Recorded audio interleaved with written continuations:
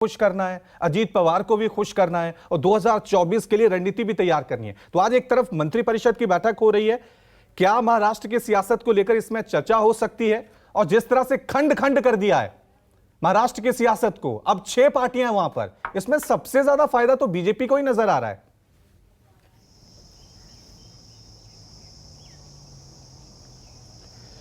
देखिए, बिल्कुल ये पूरी तैयारी 2024 के लोकसभा चुनाव के लिए ही की गई है। जो महाराष्ट्र में हुआ या जो बिहार में थोड़ा बहुत घटनाक्रम बदल रहा है और इससे पहले मांझी अलग हुए, ये सब 24 के लिए है। और देखिए, जाहिर सी बात है, पिछले 4 महीने से महाराष्ट्र में जो हुआ उसकी स्क्रिप्ट लिखी जा रही थी।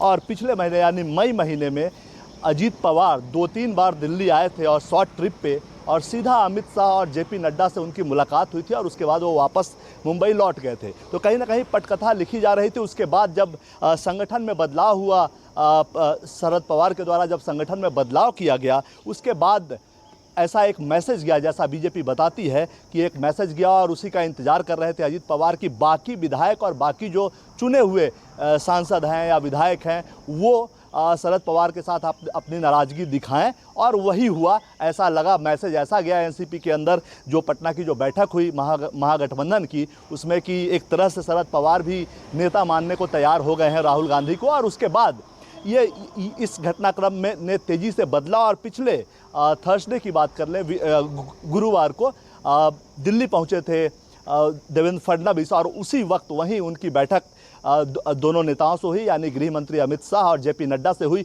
और पूरे कैबिनेट फेरबदल और इस पूरी स्क्रिप्ट को अंतिम रूप दे दिया गया। मोटे तौर पर बीजेपी के लिए एक, चूंकि महाराष्ट्र दूसरा सबसे बड़ा राज्य है जहां से 48 सांसद चुनकर आते हैं, उससे बड़ा एक राज्य है उत्तर प्रदेश। तो उत्तर प्रदेश में बीजेपी की स्थिति ठीक ठाक है और महाराष्ट्र से उसे लगातार चुनौतियों का सामना करना पड़ रहा था। और विपक्षी ताकत के रूप में महाराष्ट्र एक बाकी राजनीतिक दलों को भी, बाकी विपक्षी दलों को भी एक संदेश दे रहा था कि वहाँ विपक्षी एकता काफ़ी मजबूत है और उसको तोड़ना ज़रूरी था, एक परसेप्शन के लिए भी और वोटों के फीसदी के लिए, वोटों के प्रतिशत के लिए भी। तो ये एक परसेप्शन अब एक बीजेपी ने तोड़ने में कामयाबी पा ली है कि विपक्षी गठबंधन कुछ नहीं है। महाराष्ट्र में खंड खंड हो गया और अब एनडीए का कुनबा भर रहा है। आपको बताऊं कि 7 तारीख से 12 तारीख के बीच में केंद्रीय मंत्रिमंडल में बदलाव भी होना है। आज जो बैठक है वो सरकार के कामकाज को लेकर बैठक है। 7 से 12 के बीच में केंद्रीय मंत्रिमंडल में बदलाव होगा। आप देखेंगे कि टीडीपी, शिरोमणि अकाली दल समेत तमाम जो बिछड़े हुए भाई हैं